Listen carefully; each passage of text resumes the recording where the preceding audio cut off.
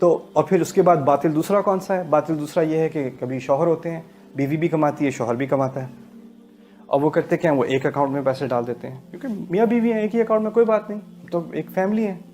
اچھا ایک اکاؤنٹ میں تو پیسے آپ نے ڈال دیے، لیکن اب شوہر نے کیا فیصلہ کیا کہ جی میں نے گھر خریدنا ہے، گھر اپنے نام اور اپنی امی کے نام یا اپنے ابو کے نام، دو دادا اور ابو کے نام گھر ہو گیا، بیوی جس کی کمائی تھی وہ بھی اس پیمنٹس میں جا رہی ہے، لیکن اس کا نام نہیں ہے پراپرٹی پہ، یا اس کا نام ہٹا دیا پراپرٹی سے۔ کمائی تو اس کی بھی تھی، کمائی تو اس کی بھی تھی۔ پھر اس کے بعد ہماری شریعت میں سخت ممانعت ہے کہ آپ بیوی کی کمائی کو چھو نہیں سکتے، خرچہ آپ نے کرنا ہے، اس سے نہیں لینا، یہاں تک کہ ان طبن لکم عن شیء منہ نفسا فکلوہ ہنیئا مریئا، مہر کے معاملے میں بات کی جا رہی ہے قرآن میں۔ پہلے تو مہر فوراً دے دینا چاہیے، کیونکہ ہمارے ہاں جب کہتے ہیں نا کہ بعد میں دیں گے، اس کا مطلب ہم سب سمجھتے ہیں کبھی نہیں دیں گے، اس کا ترجمہ سب کو پتہ ہے، اور مہر نہ دینے سے شادی باطل ہو جاتی ہے، ضائع ہو جاتی ہے، شادی کی کوئی حیثیت نہیں رہتی۔ تو مہر کا مسئلہ کوئی چھوٹا مسئلہ نہیں ہے۔ وَآتُوا النِّسَاءَ صَدُقَاتِهِنَّ نِحْلَةً، قرآن نے تو صاف کہہ دیا ہے عورتوں کو جو شادی کے تحفے ہوتے ہیں وہ فوراً دے دیا کرو، جلدی سے دے دیا کرو، اور خوشی خوشی دے دیا کرو، نحلتاً۔ اب اس میں سے جیسے فرض کریں، فرضیہ طور پہ میں کہہ رہا ہوں $10,000 ہیں، ٹھیک ہے، کم ہے زیادہ ہے وہ آپ کا مسئلہ ہے، ٹھیک ہے، $10,000 ہیں۔ اب آپ نے دے دی اور دیتے دیتے کہا ایسے ہی ہے، لے تو تم رہی ہو لیکن چلو کم از کم تم تو خوش ہو،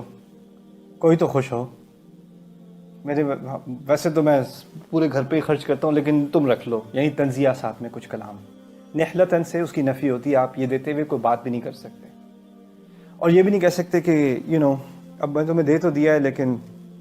کچھ گھر کا بھی سوچ لو، کچھ فیملی کا بھی سوچ لو، میں بھی تو آخر اتنی محنت ہی کر رہا ہوں۔ آپ مرد کو ایسی بات کرنے کی اجازت نہیں ہے، سراسر اجازت نہیں۔ یہ بھی کیا ہوگا اگر وہ شریف النفس عورت ہے، وہ ایسی بات سنے گی، وہ کیا کہے گی؟ نہیں جی پھر آپ لے لیں، میں کیا کہوں،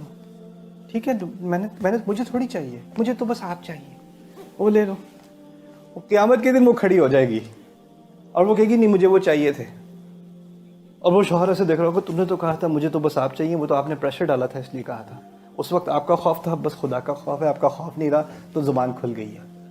انطقنا الذی انطق کل شیء، جس نے ہر چیز کی زبان کھول دی اس دن، اس نے یہ زبان بھی کھول دی۔ تو یہ یعنی کبھی کبھی ہوتا ہے نا کہ مجھے پیسے دے دو، یہ ڈائریکٹ ہے، لیکن کئی دفعہ پریشر جو آپ دوسروں پر ڈالتے ہیں وہ ڈائریکٹ نہیں ہوتا، وہ صرف آپ کی شکل سے ہوتا ہے، اچھا یہ رکھ لوں، نہیں آپ رکھ لیں، نہیں آپ رکھ لیں، کہا بھی نہیں، شکل سے پتہ چل گیا، یا آہیں بھر بھر کے، یا کھانا نہیں کھایا جا رہا، نہیں آج موڈ نہیں ہے کھانے کا، آج بس رہنے دو، آج آواز بدل لی، یہ ساری ڈرامے بازیاں کیوں؟ تأکلوا بینکم اموالکم بالباطل ولا تأکلوا اموالکم بینکم بالباطل۔ اور پھر یہ جو مہر کا مسئلہ ہے، کہا اللہ تعالیٰ نے کہا فإن طبن لکم عن شیء منہ نفسا،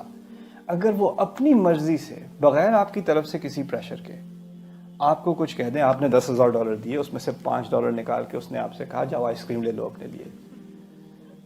تو آپ خوشی خوشی جا کے آئس کریم کھاؤ، پھر آپ کو ضمیر لانے کی ضرورت نہیں بیچ میں کہ میں مرد ہوں، میں تمہارے پیسے کبھی نہیں۔ اگر وہ خود سے دے رہی ہے تو ٹھیک ہے، وہ اپنی مرضی سے دے رہی ہے، لیکن آپ نے کسی طرح سے اس پر پریشر نہیں ڈالنا، وہ باطل ہوگا،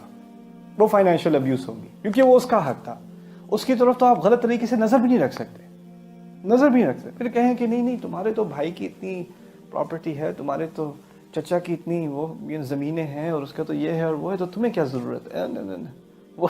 آپ ان کے چچا کو ان کے چچا ہی رہنے دیں، آپ ان کو بیچ میں ان کو لانے کی ضرورت نہیں ہے۔